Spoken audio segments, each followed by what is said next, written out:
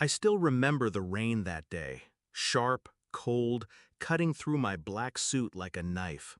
My grandfather's casket was lowered into the ground, and the family circled it with rehearsed grief. My father's tears looked forced, his sobs exaggerated. But when the priest's voice faded and the last clump of dirt hit the coffin, I saw it, the flicker in his eyes. Not sorrow, triumph. Hours later, he showed his true hand. We were barely home when he summoned me into his study. His voice was cold, stripped of any pretense. "You're useless now," he said, tossing an envelope across the desk. "Pack your things. You're out." My breath caught. "What are you talking about?" He leaned back, smug. "The estate is mine. All 56 million. I don't need a disappointment like you clinging to me anymore." That was it. No hesitation, no second thought. The man I had spent years trying to impress, every achievement, every sacrifice, dismissed me like trash the moment money touched his hands. I walked out without a word, not because I was weak, but because I already knew something he didn't. My grandfather had trusted me.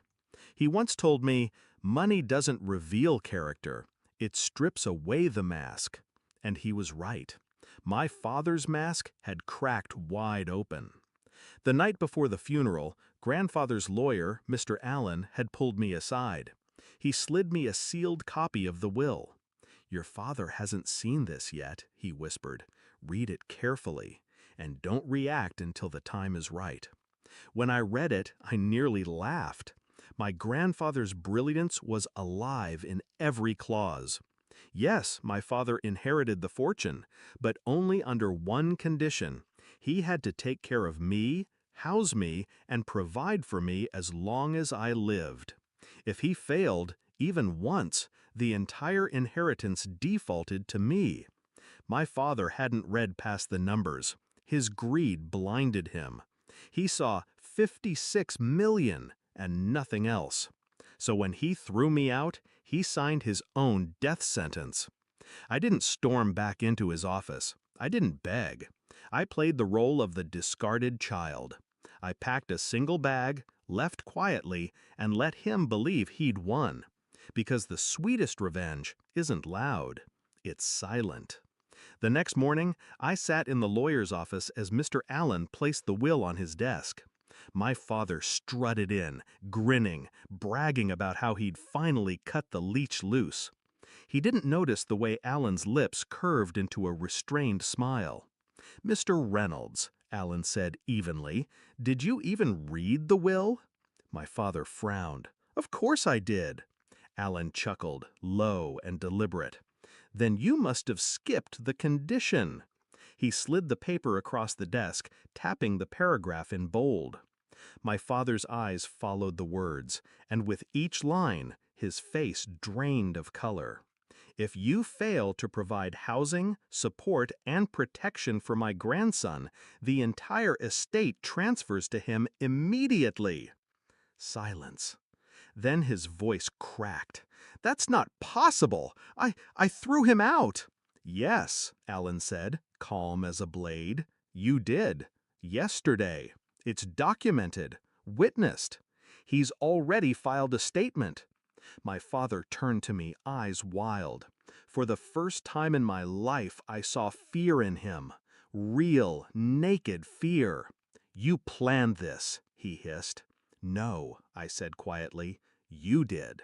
Grandfather knew exactly what kind of man you were. He left the rope. You hung yourself."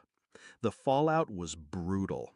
Within 24 hours, every account, every property, every car shifted to my name.